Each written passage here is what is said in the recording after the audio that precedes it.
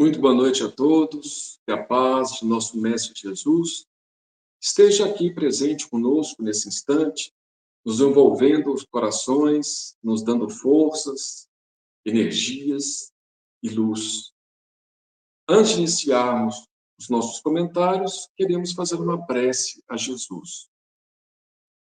Senhor Jesus, abençoe a todos nós nesse instante, que a sua paz esteja conosco, que os amigos espirituais, os seus mensageiros, possam nos auxiliar a compreender as lições que vamos ler e comentar nessa noite. Que os benfeitores possam também abençoar nossos lares, possam se fazer presentes em nossas vidas, para que nós estejamos sob a influência deles e possamos melhorar aos poucos, domando nossas más tendências, nossas paixões, nossos desequilíbrios e buscando nos renovar de coração e alma. Obrigado, mestre amigo, e permaneça conosco a cada instante de nossas vidas. Que assim seja. Bom, hoje nós vamos fazer o estudo da lição 37 do livro No Roteiro de Jesus. No Roteiro de Jesus é um livro psicografado por Chico Xavier e que contém mensagens de Humberto de Campos, também chamado Irmão X. A lição de hoje, a número 37, se intitula Servir Mais.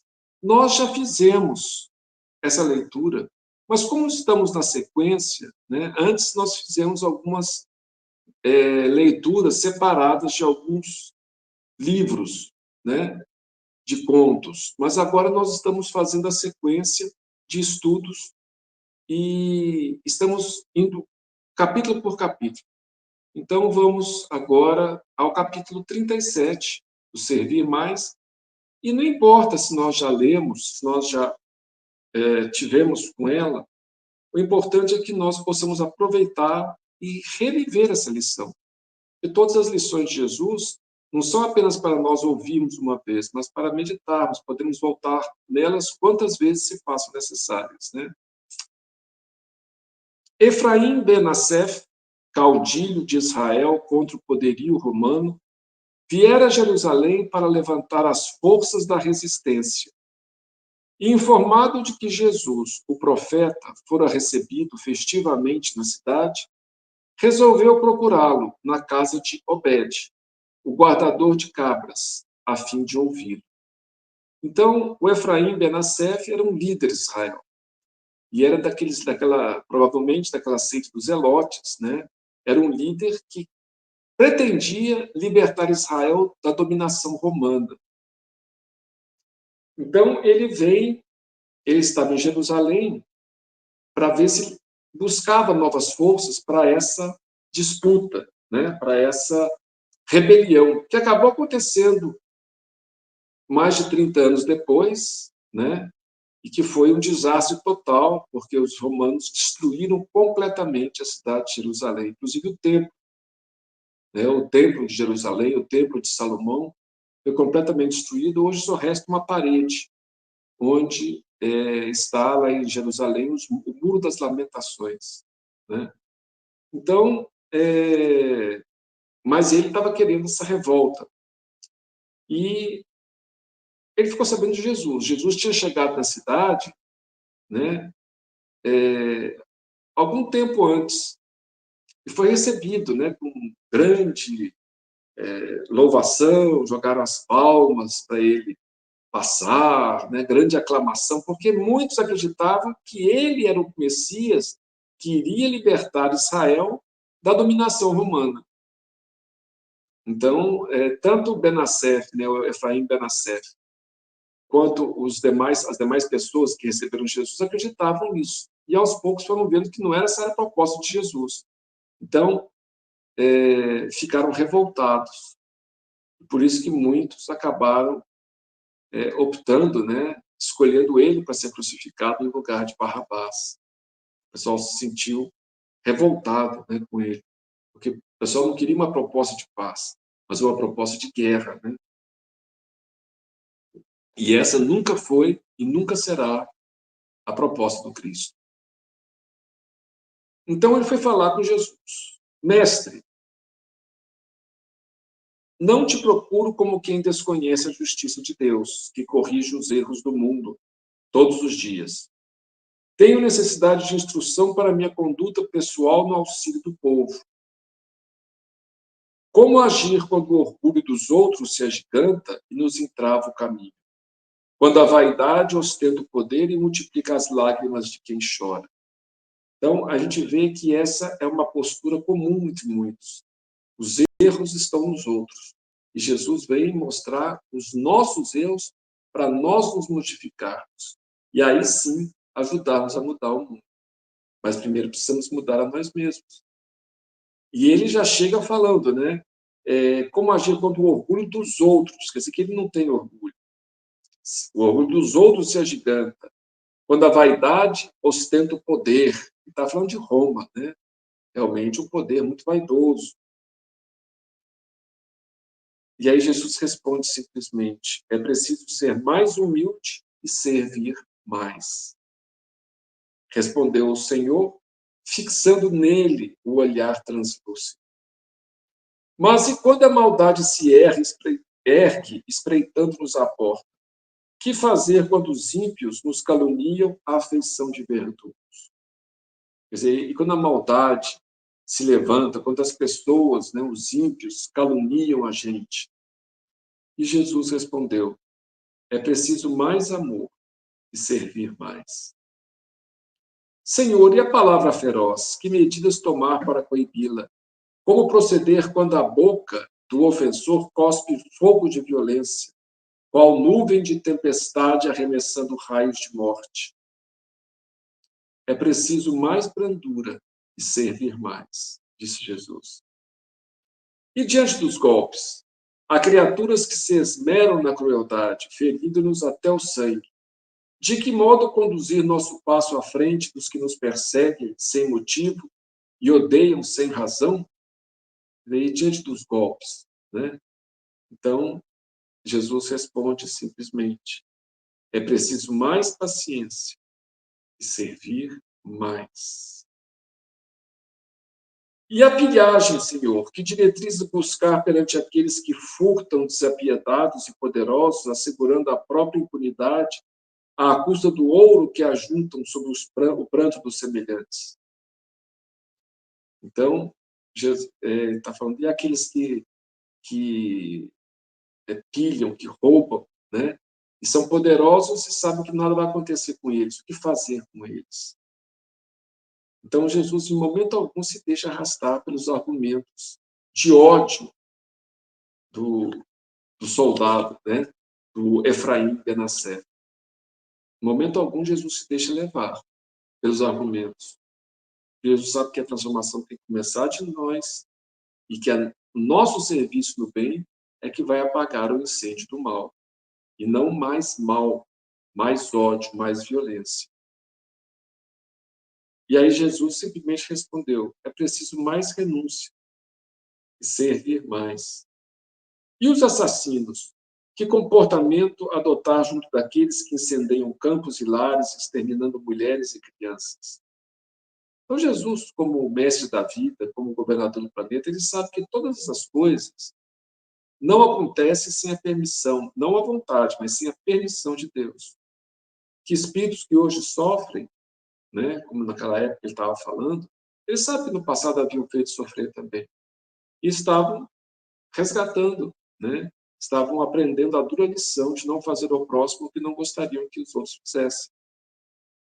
Então, a gente, como diz o palestrante Haroldo Dutra diz, nós temos que entender que no mundo há injustiças, mas não injustiçados.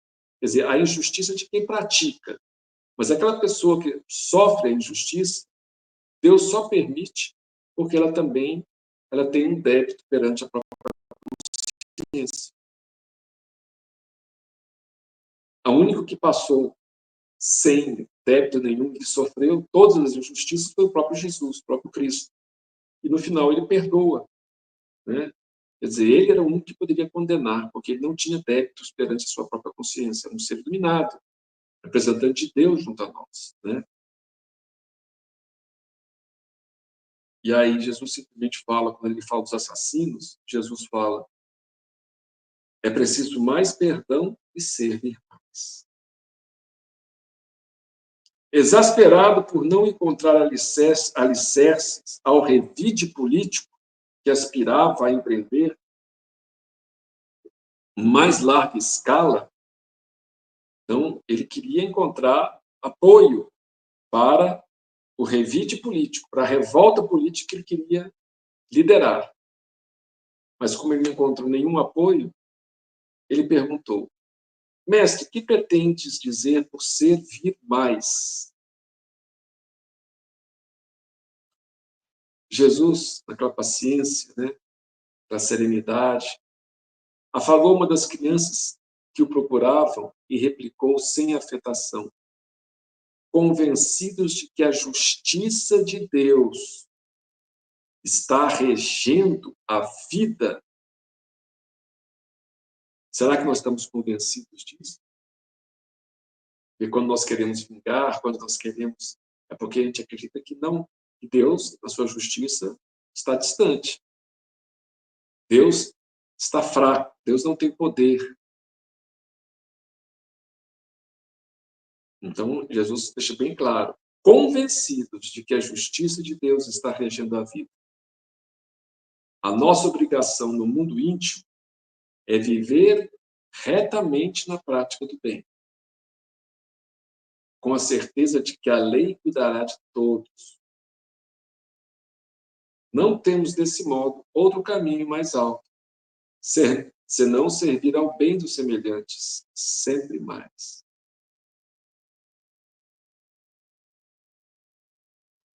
O chefe israelita, manifestando imenso desprezo, abandonou a pequena sala sem despedir-se. Saiu furioso, porque Jesus apelou para uma lógica. Eles acreditavam na justiça de Deus, ou não? Desde quando que nós temos que assumir a justiça de Deus? É claro que existe o que nós chamamos de justiça humana, nada mais é que a defesa da sociedade, né, contra aqueles membros que possam prejudicá-la. Então, a sociedade tem o direito de afastar esses membros, né? E o ideal seria que a sociedade procurasse reeducá-los para poderem viver novamente em sociedade. Isso, em alguns locais, já existe, mas é muito pouco ainda. A ideia é simplesmente afastá-lo, prendê-lo, submeter a uma pena de tantos anos, sem saber se a pessoa se arrependeu dos males que fez, né? Se ela está preparada para sair da prisão. Ou se antes mesmo de cumprir a pena ela já se arrependeu e poderia sair. Então, nossa justiça é falha, a justiça humana. Mas nem por isso a justiça de Deus está ausente. A doutrina espírita mostra muito bem isso, explica como funciona, e nós, normalmente, não acreditamos. Falamos que acreditamos, mas, no fundo, a gente quer exercitar, quer exercer a justiça pelas nossas próprias mãos. E muitas vezes, nesse caso, nem justiça é vingança, simplesmente. Então, o chefe israelita saiu furioso, sem despedir. Decorrido 2 dias, quando os esbirros do Sinédrio chegaram, né, quando os soldados do Sinédrio, que era o tribunal dos judeus, né, quando chegaram em companhia de Judas para deter o Messias, Efraim Benassete estava à frente, estava bem à frente dos soldados do Sinédrio. E sorrindo, ao algemar o pulso de Jesus, qual se prendesse temível ladrão, perguntou sarcástico, achando que Jesus, né, iria ter medo, iria, né? Não reages, Galileu? Mas o Cristo pousou nele de novo, o olhar tranquilo, e disse apenas: é preciso compreender e servir mais. Então, a gente vê que a mensagem do Cristo é essa. Se a gente não acredita, a gente não precisa se iludir, achar que a gente está sendo cristão. O cristão é aquele que acredita na mensagem do Cristo, na mensagem dele. Não que esteja escrito lá ou aqui, mas no que ele disse, na sua proposta e no que ele exemplificou sempre. Sempre exemplificou o amor, o perdão, a compreensão e servir mais. E possamos refletir nessa mensagem, nessa noite, nesse fim de semana, na semana seguinte, para que possamos entender qual a verdadeira mensagem, qual o verdadeiro propósito de Jesus em nossas vidas. E se nós realmente, de coração, já aderimos a essa proposta, ou ainda estamos nos enganando, nos dizemos cristãos, mas acreditamos na violência, na vingança, na revolta. Desse modo, não adianta ser cristão somente com os lábios. Às vezes, nós ainda temos esses sentimentos, mas estamos buscando superá-los, substituí-los pelo amor, pela humildade, pela paciência, né, pela compreensão. Então, é um processo longo, mas nós estamos nos empenhando. Aí sim, nós podemos dizer, não, eu sou cristão, embora ainda não consiga viver, eu tenho o hábito ainda dentro de mim, né, ainda tenho muitos sentimentos negativos dentro de mim, mas eu tenho essa proposta. Estou buscando dia a dia melhorar um pouco. Esse é o cristão. Nem os discípulos de Jesus se tornaram perfeitos de uma hora para outra. Todos eles tinham defeitos, mas seguiram trabalhando e buscando se melhorar. Então, que todos nós possamos estar sob a proteção do alto, a proteção de Jesus, e que possamos buscar sempre a inspiração dele em nossas vidas, buscando acalmar nossos corações e buscando compreender e servir mais os nossos irmãos em humanidade. Que a paz do Mestre Divino esteja conosco, esteja presente em nossas vidas, hoje e sempre. Que assim seja.